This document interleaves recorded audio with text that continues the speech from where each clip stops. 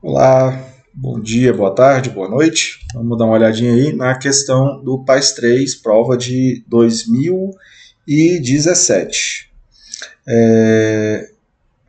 Bem, vamos aqui olhar o texto da questão do item 100 e ver o que a gente pode usar aí para responder as questões. No texto Química Orgânica de Vinicius Moraes é feito um paralelo entre algumas características de mulheres e as propriedades químicas de acidez e basicidade.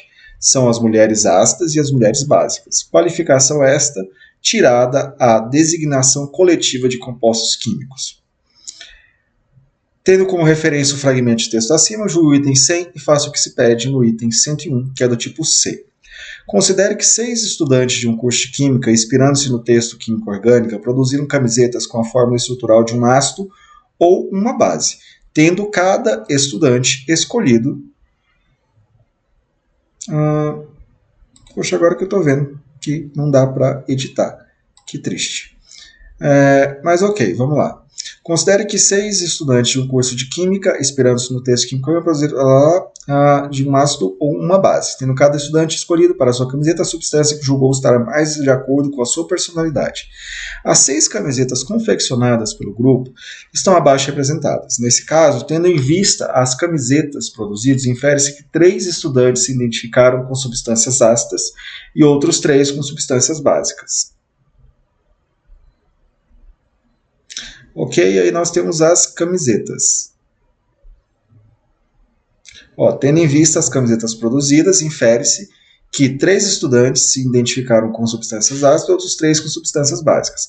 Então, o que a gente vai ter que fazer? A gente vai ter que olhar para essas camisetas, aqui esses desenhos, né, que tem aqui a representação de uma fórmula química, a respectiva aí é um ácido ou uma base, e aí a gente vai ter que classificar de acordo com a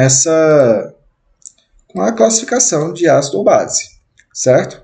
Bem, então vamos dar uma olhadinha. Aqui, salvo engano, eu já consigo desenhar. Então, beleza. Vamos olhar as mais óbvias primeiro.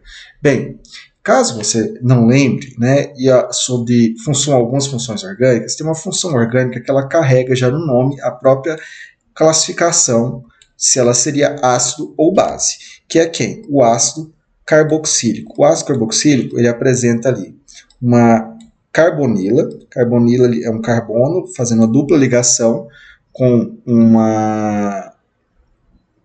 oxigênio, né? E esse carbono aqui, ele vai estar ligado ali a um radical carbônico qualquer, e ele também vai ter um OH ligado a ele, certo?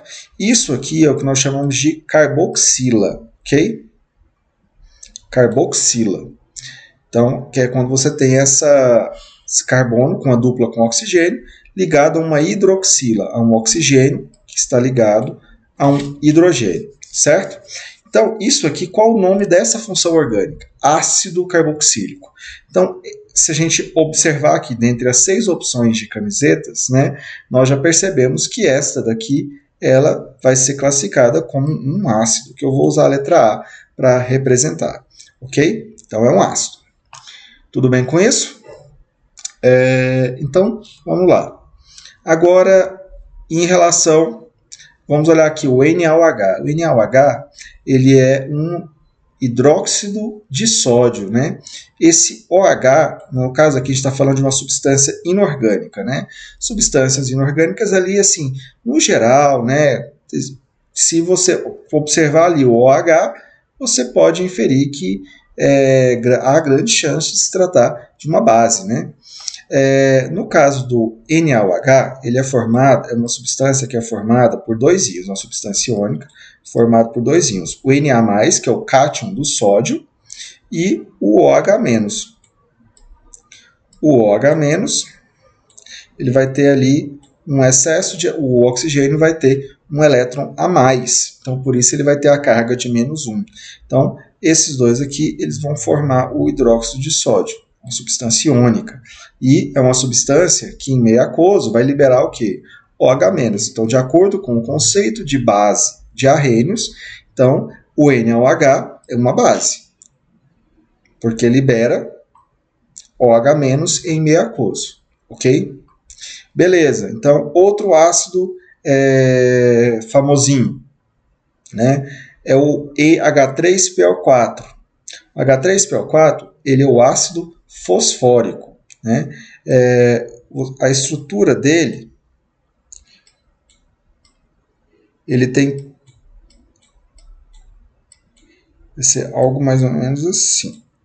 Ai meu Deus, é muito difícil desenhar com o mouse, mas acredito que vai dar certo, né? Sejamos pacientes aí, ok? Seria algo assim. Então você tem ali o fósforo, que está ligado a 4 oxigênios, e tem um hidrogênio ligado a 3 oxigênios, né? Para cada, né?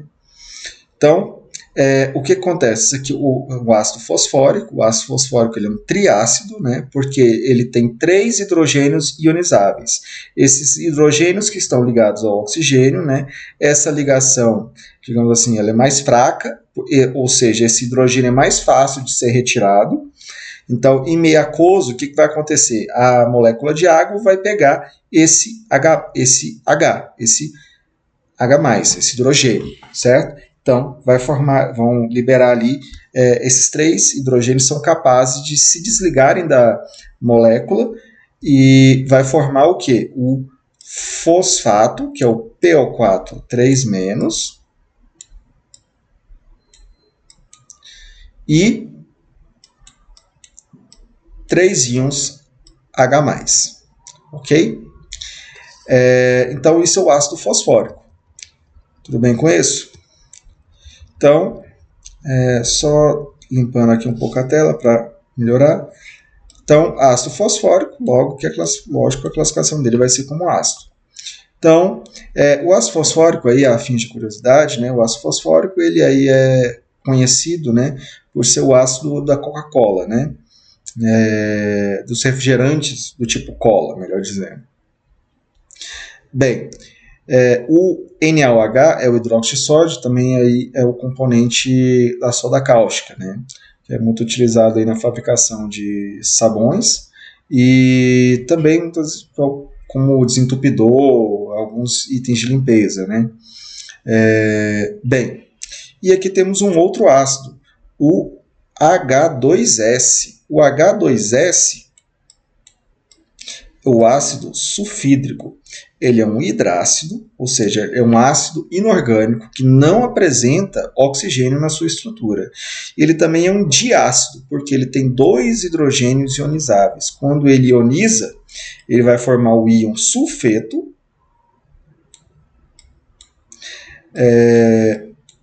e vai liberar ali 2 íons de H+. Okay? Então, gente, é importante que você conheça essas ionizações, você consiga. Isso aqui é uma questão de treino, não tem como eu te passar um macete ou algo assim. Você tem que saber, você tem que conhecer esses principais ácidos, né? Você tem que conseguir olhar para essas fórmulas e você conseguir ver alguma lógica nelas, né? Então, olha só, no caso aqui, a gente fez o quê? A gente separou esses hidrogênios, certo? Então, assim, você tem que conseguir enxergar alguma lógica nessas estruturas para você conseguir desenhar essas equações de ionização ou de dissociação. Lembrando que ácido ioniza e base dissocia. Bem,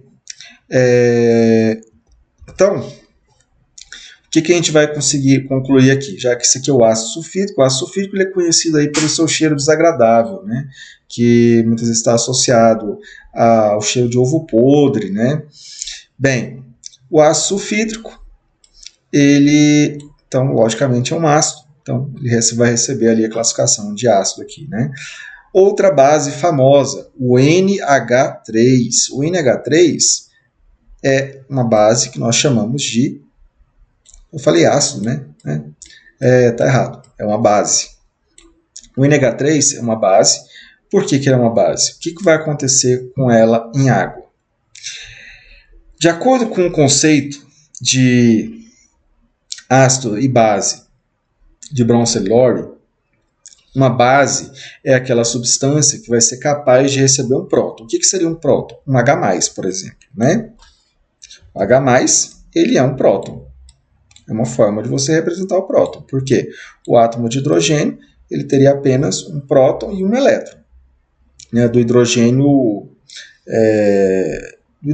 1, né? Se você estivesse falando dos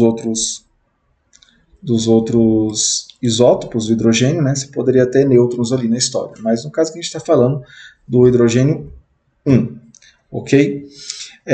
Então, imagine que a gente está aqui falando o NH3 está na presença de uma molécula de água, que eu vou representar da seguinte forma, como HOH, ou seja, H2O. Né? Então, o que vai acontecer? Quando o NH3 ele reage com a molécula de água, o que vai formar? O par de elétrons, que está representado aqui na equação, inclusive, ele vai pegar um hidrogênio. E os elétrons dessa ligação vão para o oxigênio. Ok? E isso vai formar o quê? Vai formar a amônia, que é o NH3, vai formar o íon amônio. Ok? E vai sobrar quem? Se do H2O o H+ foi para o NH3, sobrou quem? O OH-. Ou seja, OH- é o quê? Característica, né? É uma característica de um meio básico. Então, o NH3 ele vai atuar como uma base. Certo? E, por fim, sobra aqui o tricloreto de alumínio. Né? Bem, como vocês podem ver, na estrutura dele não tem nem hidrogênio para formar H+, e não tem também OH-. Ah, professor, mas aí será que ele não poderia receber um próton, né, igual o NH3? Não, porque ele também não tem pares de elétrons não ligantes na sua camada de valência. Se você for fazer a distribuição eletrônica do nitrogênio, você vai ver que ele tem 5 elétrons na sua camada de valência. Então, ele tem um par de elétrons não ligantes, né? E ele vai ter 3 elétrons desemparelhados, que são esses elétrons desemparelhados que fazem as ligações com os hidrogênios. Esse par de elétrons não ligante aqui é que o NH3 utiliza para conseguir abstrair, retirar o H+ da molécula de água. Então, o ACl3 ele não tem esse par de elétrons não ligante. Ele tem apenas 3 elétrons na sua camada de valência, com os quais ele vai realizar ali as ligações com o cloro. Ok? Inclusive aqui,